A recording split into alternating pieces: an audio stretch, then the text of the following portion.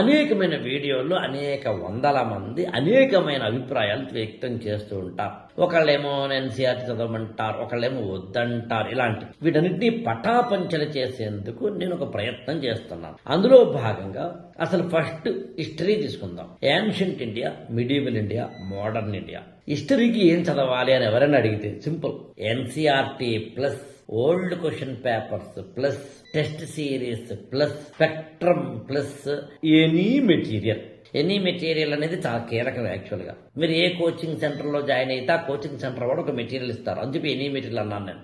లేదా some times ఎంత కాదనుకున్నా మనం ఇవన్నీ ప్రిపేర్ అవుతున్నా కొన్ని గ్రే ఏరియాస్ అంటే చదవనివి మిగిలిపోతాయి.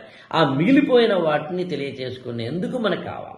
అందుకు నేను ఎన్ని మెటీరియల్నే వాడాను. ఈ స్ట్రాటజీ పేపర్ని మీకు ఇస్తాను కాబట్టి అందులో డీటెయిల్డ్గా ఉంటుంది. ఇక్కడ కూడా నేను యాక్చువల్గా అయితే హిస్టరీకి అన్నిటికి కూడా చాప్టర్స్ కూడా రాశాను. ఉదాహరణ ఎన్సీఆర్టీలో 9th and 10th చదవద్దు, హిస్టరీలో మాత్రమే.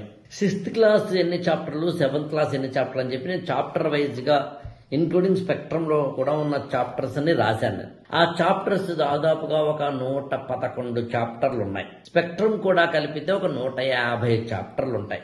150 అంటే రోజుకి కనుక ఒక చాప్టర్ చదివితే 50 అంటే దాదాపుగా 150 అంటే 150 రోజులు అంటే ఒక 5 నెలల్లో కంప్లీట్ చేసుకోవచ్చు. కానీ అంత అక్కర్లేదు.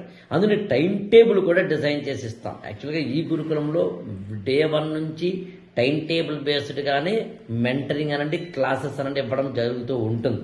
ఏది ఏమైనా మీరు గమనించాల్సింది ఎండ్ పాయింట్ హిస్టరీకి సంబంధించి సింప్లిఫికేషన్ చేస్తున్నాను. ఎన్సీఆర్టీ అందులో కొనక్కర్లేదు, plus spectrum plus old questions plus test series, ఇంతే. అంటే any specific material, that's all. ఇది హిస్టరీకి సంబంధించిన స్ట్రాటజీ. ఐఏఎస్ ఫర్ ఆల్ ఛానల్ని సబ్స్క్రైబ్ చేసుకోండి, లైక్ చేయండి, షేర్ చేయండి.